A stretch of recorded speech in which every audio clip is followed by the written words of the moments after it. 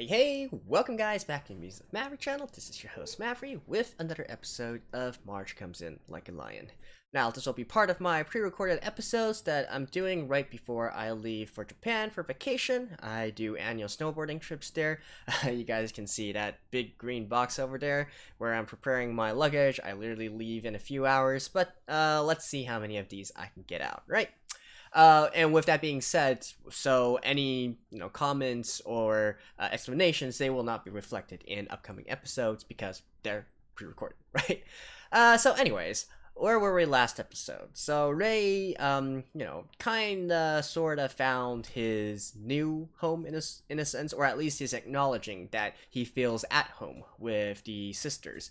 And that was basically it, right? And not really that much else to keep on going. I don't really know what's going to be next, which seems to be a recurring theme of this series so far. So, without further ado, let's just get into the episode. Alrighty, let's begin in 3, 2, 1, play. Alright, new opening, right? So let's watch this once. I'm going to mute it as usual.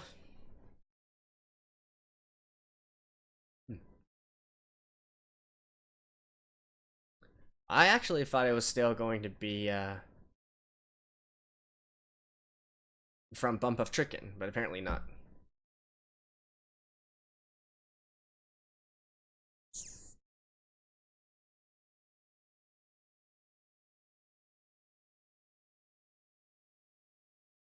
A very kind of indie band sort of voice.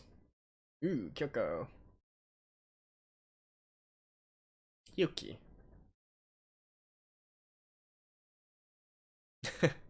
Well, that was certainly epic.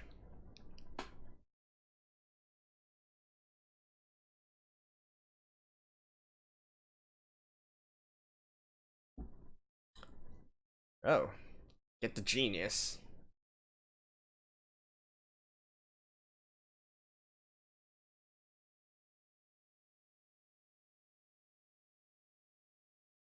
Ooh, his family. His real family. Ah, and it turns into them? Well, if that wasn't a big hint, I don't know what is. Alright. Ah, yeah, they're going... It's New Year's, right? They're probably going to the shrine. As is tradition.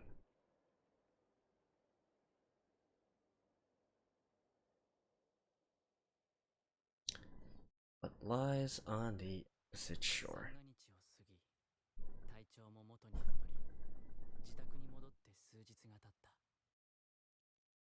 Oh. Okay, I guess we're not going to the shrine.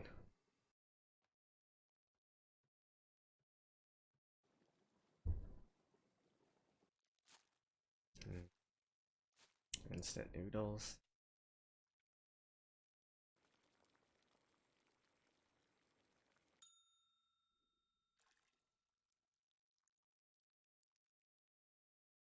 Come on, at least add an egg. There. And there's ways to make, even though most people view instant noodles as this really unhealthy food and whatnot. No, it is tasty in moderation, and there's ways to make it feel like a complete meal.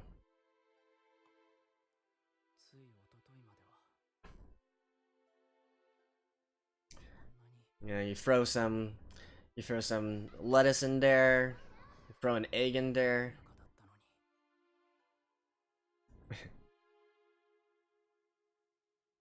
Quick, easy, and nutritious.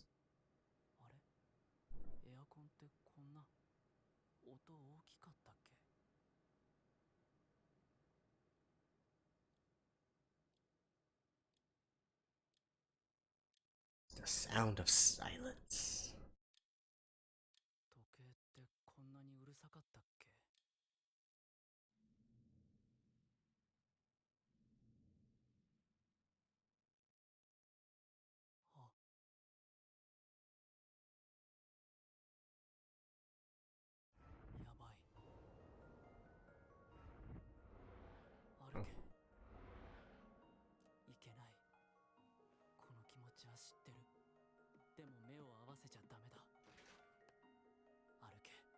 Depression?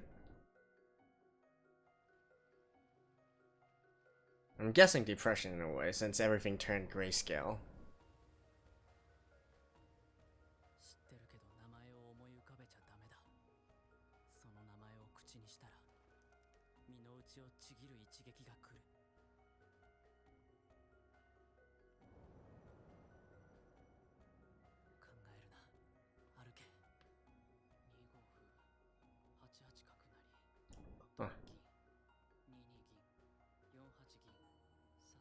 Thinking about his family?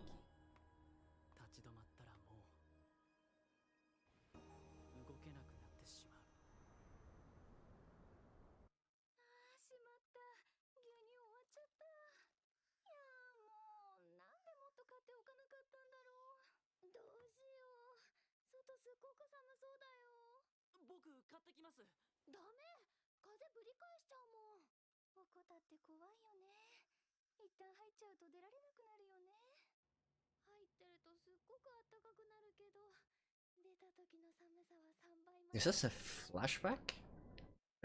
Or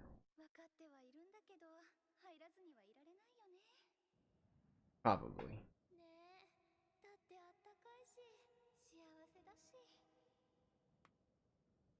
Yeah, flashback.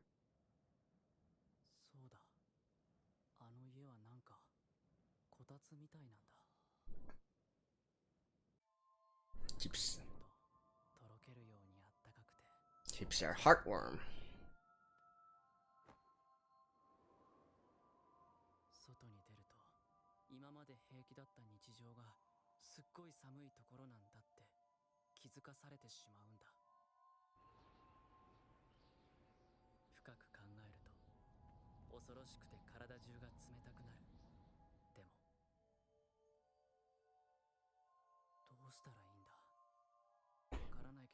Change your life. Of course, it's easier said than done. Oh.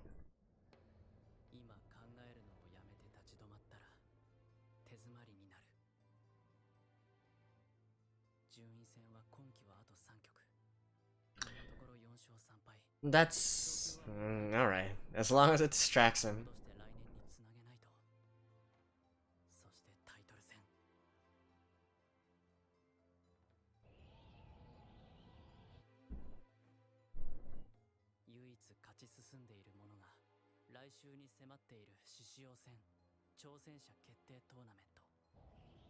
Hmm.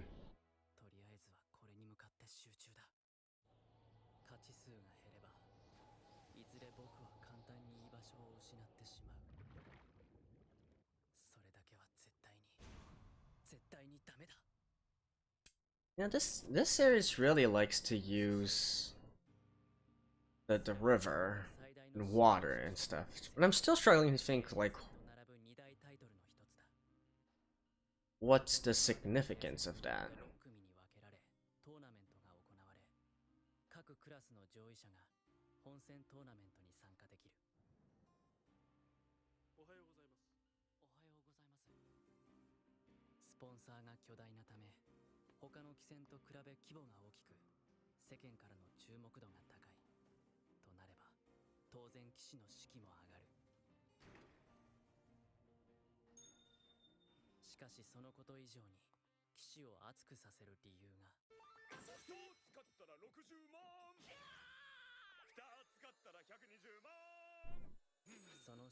Wow, that's actually quite a lot.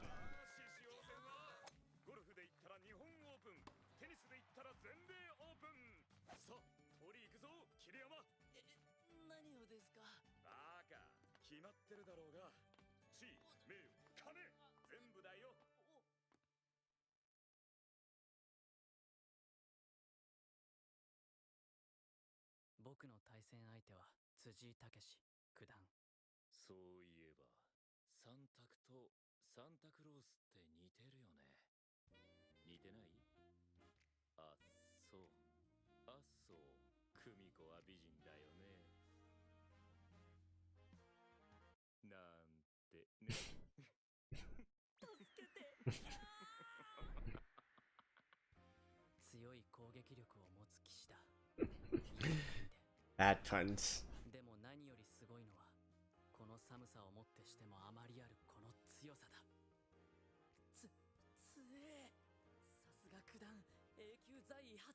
Ooh, a knife done.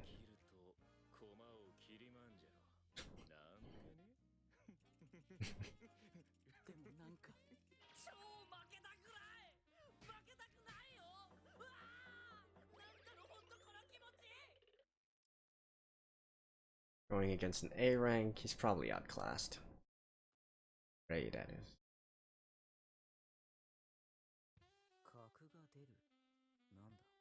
Seventh done.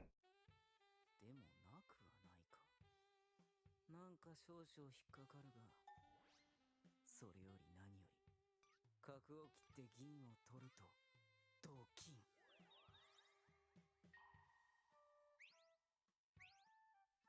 あの桂馬ただじゃね？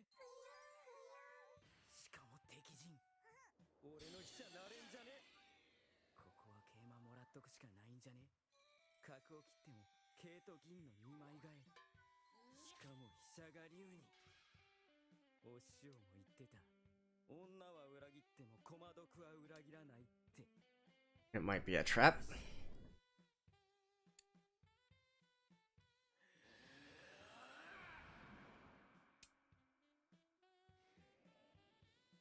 I guess it's a trap. ま、そう来るよね。じゃ、こっちもひとまず竜を引いてと。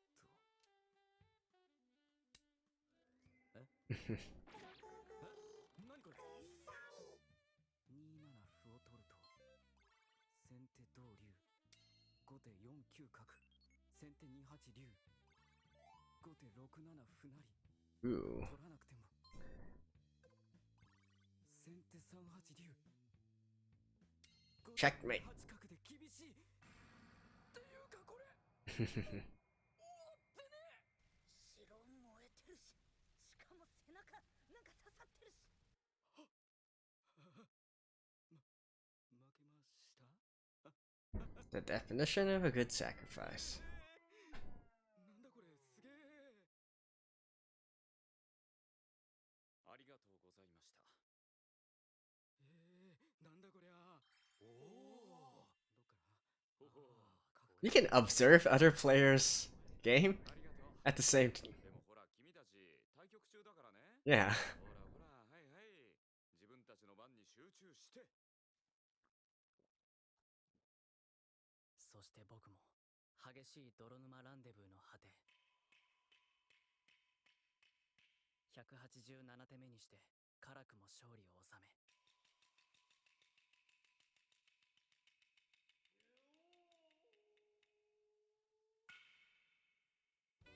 Ooh. 泥試合だっただけにドローと言いたいところだが、今日は君の完封。 Then again, as mentioned before, in Shogi, the den is just your peak rating. It doesn't represent, like, how strong you are right now. あちゃー、次やっぱ強盗かよ。やだな。だって怖えんだもん、あのおっさん。何なんだろうな、あの前回ヤクザオーラ。前に座ってるだけでミスを引っ張り出されるっつうが。と、やっべ、噂をすれば。 That's it.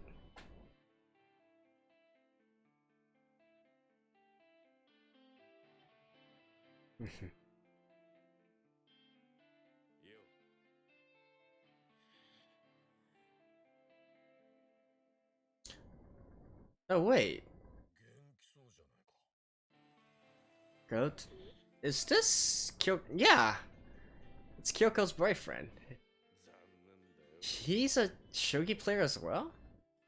Huh, I wasn't expecting that. そっか。このまま行くとお前とも当たることがあるってわけか。ま、楽しみにしてるよ。素手で殴るよがもちっと面白そうだしな。あ、そうだ。お前から幸田の親父に言っといてほしいんだけど、あのストーカー女のことだけどさ。Stalker girl.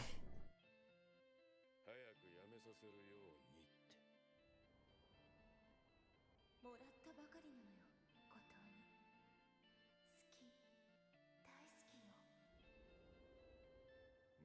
してんだよね、俺。 Is he gonna punch him? 桐山、どうしたんだよお前。後藤さんも何かあるんなら直接幸田さんに言ってくださいよ。頼んますよ。新入りは立場弱いんすから。おい、4階まだ誰かいるか。大量船が帰ったぞい。 Oh, it's the chairman. またこんな時に厄介な人が。はいはい、桐山、どう。うるせえのが帰ってきたな。俺行くわ。幸田によろしくね。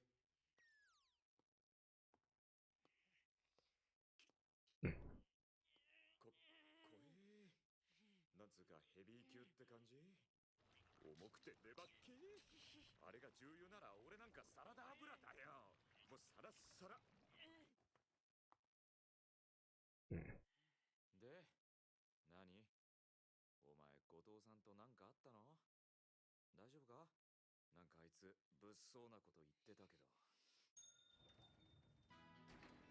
いいよ、竿頭の登場だぞ。なんだ。みんな元気ないぞ。どうよ、62センチ。 Well, that is a pretty damn big fish. 会長、まだ対局中の者もおります。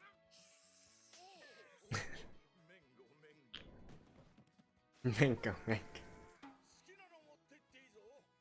おい中村くん、魚入れる袋持ってきて。あと下の将棋現代のみんなも呼んできて。今なら詰め放題。酢飯どれ、イワシ40匹。無理っすよ、男の一人暮らしで40匹は。どうなのそのティアドロップ。もう一体どこのタッツァンかと。魚より魚をさばいてくれる女性を紹介してください、会長。ああ、もうこんなに。これこそ後藤さんが持って帰りゃいいのに。最大者なんだからさ。 Oh, he's a married man? まだ。あ、そっか。 Damn. 中村くん、袋もうこんだけ。探してきます。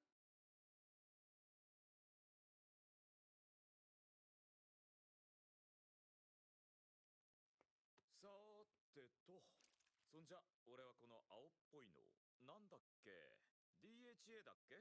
頭にいいってちょっと前に流行った。じゃお疲れさん。俺は後藤に備えてこれ食って対策検討するわ。ああ、じゃあ僕もそろそろ。桐山くんバー岬のママから聞いたんだけどさ、お前あのべっぴんの姪っ子さん家に堂々とお世話になってるそうじゃないか。お前せいぜい内緒にしておけよ。あそこはうちの御用達であかりちゃんに参っての Really? 結構いるんだぜ。やだ、なんか生臭くない？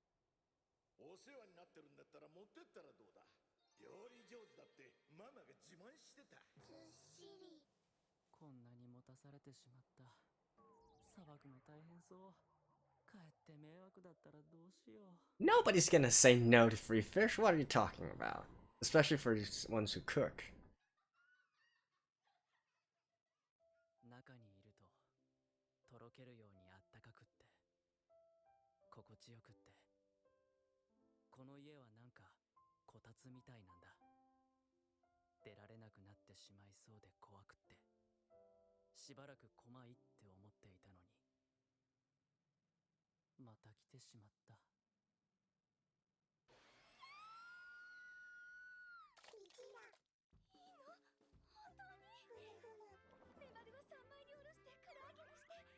See? Nobody who actually does cooking would say no to fish.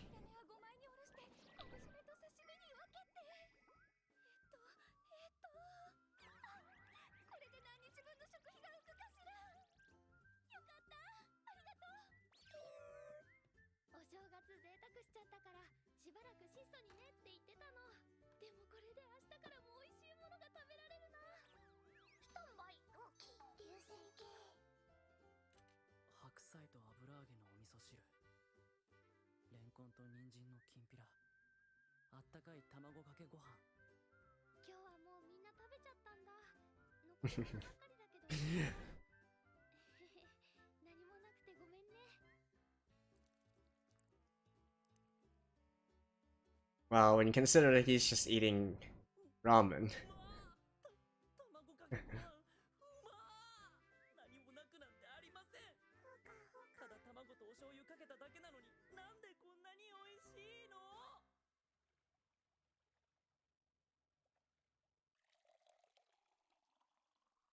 でもレイちゃん風邪治ってよかったね。やっと鼻声じゃなくなってきたよ。年末年始は本当にお世話になりました。感謝しております。ねえねえレイちゃん、今日はももちゃんと一緒に寝よう。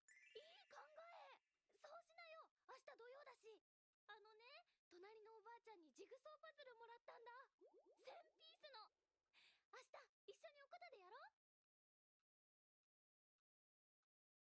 あったかい。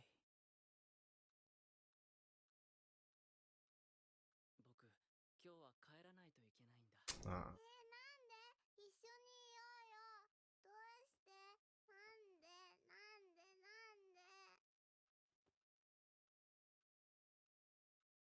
Can't allow himself to be stuck here. 高いこたつみたいなお家。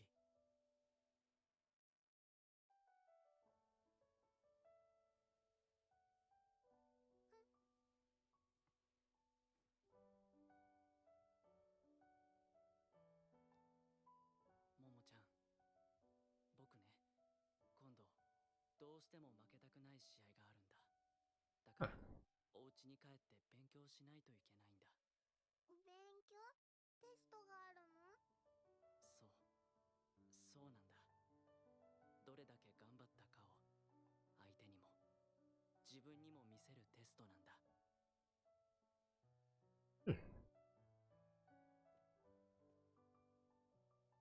ママ。じゃあレイちゃんに言ってあげないと。なんで？レイちゃんテストなんだって。そう。こういう時はなんて言うのかな。頑張って。頑張ってって言うんだよ。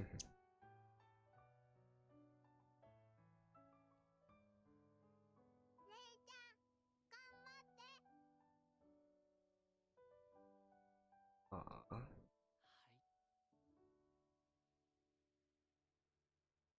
頑張ります。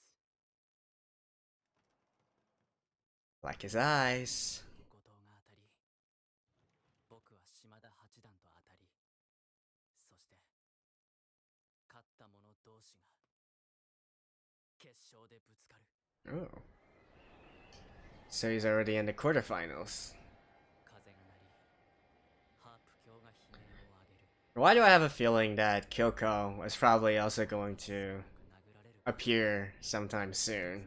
傷も返せなかった。 Maybe in the next episode. 盤上でまでただ殴られてるわけにはいかないんだよ。 Black River. Oh, so new ending song as well. So let's watch this once.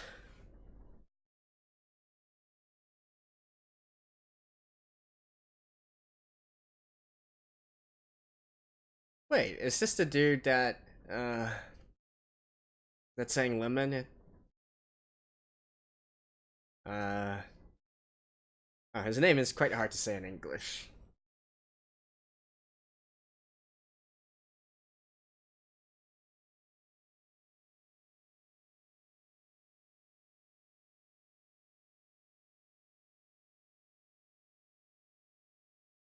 Yonshi, something like that?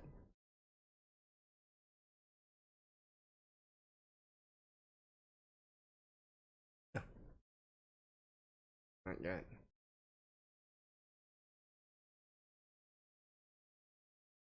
Yeah, Arion. Right.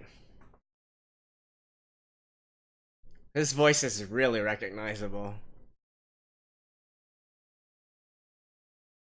Oh, so this song was actually the ending song for this series? I didn't know. Orion is also a very popular song as well.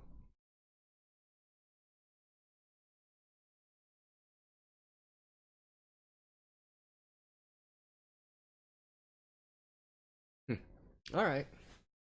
See you guys after this.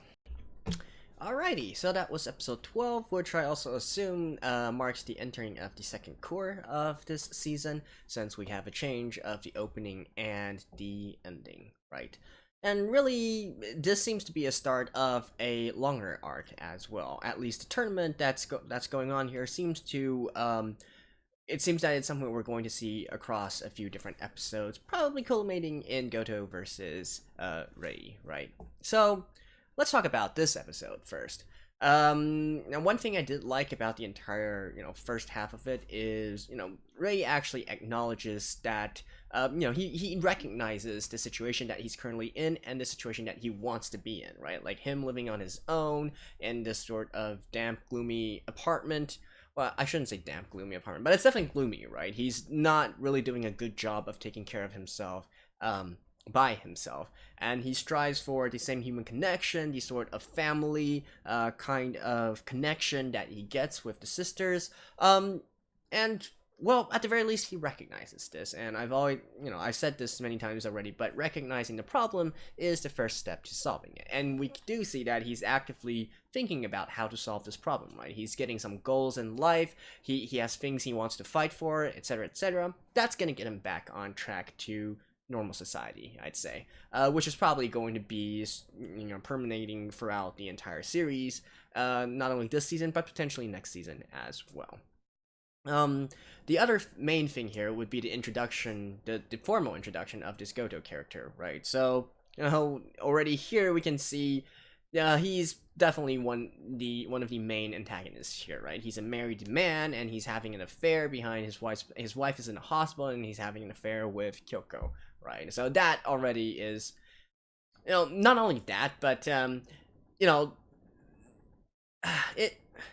I wouldn't say it's right, but I could totally see a situation where, because your wife is in a hospital for so long, you crave others' attention and whatnot, and have that kind of situation, right? So, morally, I'm not gonna say anything, but that is a situation where I can, okay, fine, there might be a good reason for that, right? Now, the other thing here, though, is that we can assume that he actually treats Kyoko pretty well in person, right? Because Kyoko is continuously professing her love to him, and it seems that he sends her presents and whatnot as well. With that all being said, once you talk like that behind her back, you are instantly scummy, right? You are definitely a scumbag. And the interesting thing here is, I wonder whether Kyoko actually recognizes this, right? Because, and the reason I say this is, even though right now we as viewers, we view the situation as pretty damn scummy, it's kind of sad to say, but a lot of times these types of situations happen because it is between two willing parties, right? And I'm talking about abuse, I'm talking about cheating, I'm talking about some moralistically ambiguous kinds of relationships or situations. Most of the times it is between two consenting parties, two willing parties, if you will. There's a saying in my country that you only get to hit someone who willingly wants to be hit. That's probably that's kind of a butcher of that saying, but basically it's saying that you reap what you, well, not quite you reap what you sow, but you already fully know the consequences of these actions, but you're willing to accept this. You know all the package that this other party brings, and even with this prior knowledge, you still can't help but to form a relationship with that particular person, right? It is still your own choice, and that is what happens in a lot of these kinds of relationships as well. Not only in fiction, but it happens all the time in real life, and my friends and family and so on and so forth. It happens a lot, right?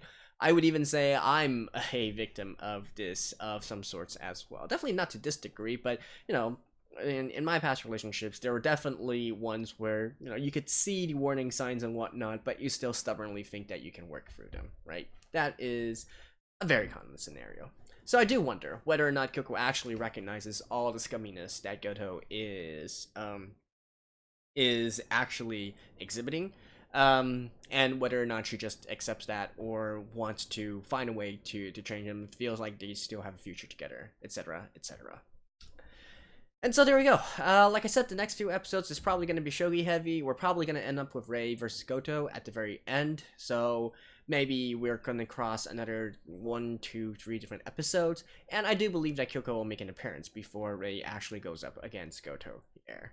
So yeah, I think that's what we can look forward to in the near future. Finally, a situation where the different episodes are kind of related in a way, with a more obvious storyline rather than just the undertones.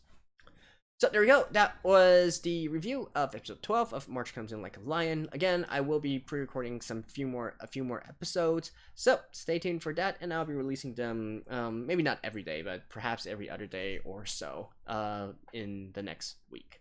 So see you guys then, and bye bye.